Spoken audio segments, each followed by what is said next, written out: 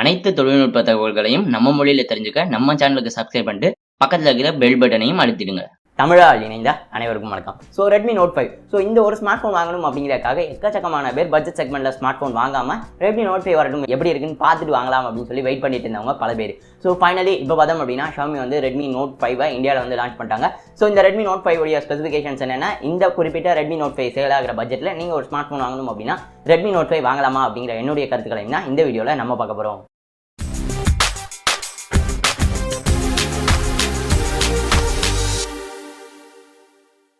Redmi note 5 so இது பார்த்தோம் அப்படின்னாக்கா ரெட்மி நோட் 5 இந்தியாவில் வந்து வந்திருக்கு. பட் இது பார்த்தோம் அப்படின்னா ரெட்மி 5+ அப்படின்னு சொல்லி சைனாவில் லான்ச் ஆனால் அதை தான் இந்தியாவுக்கு வந்து ரெட்மி நோட் 5 அப்படின்னு சொல்லி கொண்டு வந்திருக்காங்க. ஸோ இந்த ரெட்மி நோட் 5 ஸ்பெசிஃபிகேஷன்ஸ் அப்படின்னு பார்த்தோம்னா எப்பயும் எல்லா ரெட்மி நோட்ஸ் மாதிரியே இதுவுமே வந்து மெட்டல் பாடியில் வந்து கொடுத்துருக்காங்க. இன்னும் ஒரு படி மேலே போய் சொல்லணும் அப்படின்னு பார்த்தோம்னா பேக்லேருந்து பார்க்குறப்ப இது கிட்டத்தட்ட ரெட்மி நோட் 4 மாதிரியே தான் இருக்குது அப்படின்னு கூட நம்ம சொல்லலாம். பட் உண்மையான மாற்றம் எங்கே அப்படின்னு பார்த்தோம்னா ஃபோனுக்கு முன் பக்கம் தான். ஃபோனில் முன்னாடி பார்த்தோம் அப்படின்னா 18:9 ஆஸ்பெக்ட் ரேஷியோ டிஸ்பிளேக்கு வந்து மூவ் ஆயிருக்காங்க. இதில் பார்த்தோம் அப்படின்னா 5.99 இன்ச் கொண்ட Full HD+ ரெசல்யூஷனில் IPS LCD display வந்து கொடுத்துருக்காங்க.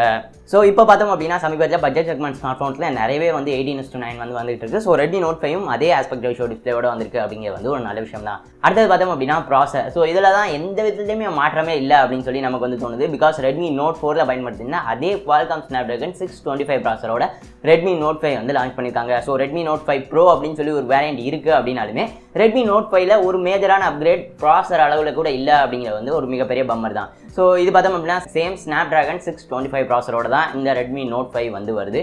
அடுத்தது பார்த்தோம் அப்படின்னா சென்சார்ஸ். ஸோ சென்சார்ஸ் அப்படின்னு பார்த்தோம்னா எல்லா Xiaomi ஃபோன்ஸ் மாதிரியே எந்த ஒரு பேசிக் சென்சாரையும் வந்து ஸ்கிப் பண்ணல. பேக்கில் பார்த்தோம் அப்படின்னா ஃபிங்கர் பிரிண்ட் சென்சார் வந்து கொடுத்துருக்காங்க. ஹெட்ஃபோன் ஜாக்காக இருக்கட்டும், IR பிளாஸ்டர், ஜைரோஸ்கோப் சென்சார் வரையும் அனைத்து பேசிக் சென்சார்ஸுமே வந்து கொடுத்துருக்காங்க. மேலும் பார்த்தோம் அப்படின்னா இந்த ஸ்மார்ட் ஃபோனில் வந்து உங்களுக்கு ஹைப்ரிட் சிம் ஸ்லாட்டோட தான் வந்து வருது. ஸோ டெடிகேட்டட் மெமரி கார்டு ஸ்லாட்டுக்கு வந்து மூவ் ஆயிருக்கலாம் அப்படின்னு சொல்லி நான் நினைக்கிறேன். பட் ஹைப்ரிட் சிம் ஸ்லாட்டோட தான் ரெட்மி நோட் 5 வந்து வருது. அடுத்த சாஃப்ட்வேர் அப்படின்னு பார்த்தோம்னா ஆப்வியஸ்லி MIUI 9 ஆண்ட்ராய்டு நியூகட் அடிப்படையாக கொண்டு வந்த MIUI 9ஓட வருது. ஆண்ட்ராய்டு ஓரியோ அடிப்படையாக கொண்டு வந்ததோட வந்திருக்கலாம். பட் நியூகட்டோட தான் வந்து வருது அப்படிங்கிறது தான் உண்மை.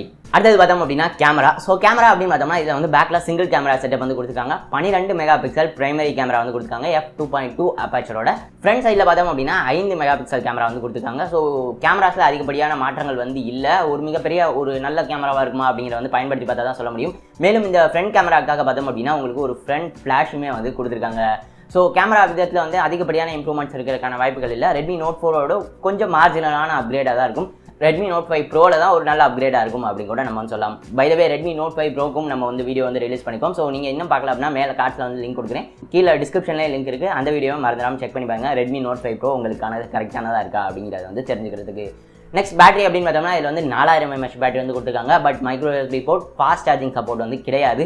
ஸோ 2018 இருக்கும் USB Type-Cக்கு இன்னும் மூவ் ஆகலை அப்படிங்கிறது வந்து குறிப்பிடத்தக்கது. இதில் பார்த்தோம் அப்படின்னா 4000 mAh பேட்டரி வந்து கொடுத்துருக்காங்க ஃபாஸ்ட் சார்ஜிங் இல்லாமல். கடைசியாக பார்த்தோம் அப்படின்னா விலை. ஸோ இந்த ஒரு விலைக்காக மட்டுமே தான் ரெட்மி நோட் 5 உடைய லான்ச்சை பார்த்தவங்க பல பேரும். பிகாஸ் அஃபிஷியலான ப்ரைஸஸ் மட்டும்தான் தெரியாமல் இருந்துச்சு. அதுக்கு முன்னாடியே எல்லா விதமான லீக்ஸும் வந்து தெரிய வந்துருச்சு. ஸோ ரெட்மி நோட் 5 உடைய விலை அப்படின்னு பார்த்தோம்னா 3GB RAM 32GB inter memory உள்ள அந்த மாடல் பார்த்தோம் அப்படின்னா 9999 ரூபாய், அதாவது 10,000 ரூபாய்க்கும். 4GB RAM 64GB inter memory உள்ள அந்த மாடல் பார்த்தோம் அப்படின்னா 11,999 ரூபாய், அதாவது 12,000 ரூபாய்க்கும் வந்து சேல் பண்ணுறாங்க. இந்த ஃபோன் பார்த்தோம் அப்படின்னா பிளாக், கோல்டு, ரோஸ் கோல்டு மற்றும் ப்ளூ அப்படின்னு சொல்லி பலவிதமான கலர் ஆப்ஷன்ஸில் வந்து அவைலபிளாக இருக்குது. ஸோ இந்த ஸ்மார்ட் ஃபோன் வாங்குறதுக்கான டேரக்ட் லிங்க் வந்து டிஸ்கிரிப்ஷனில் கொடுத்துருக்கேன். நீங்கள் வாங்கணும் அப்படின்னா மறந்துடாமல் அந்த லிங்கை பயன்படுத்துவாங்க. நம்ம சேனலுக்கு ரொம்பவே பயனுள்ளதாக இருக்கும்.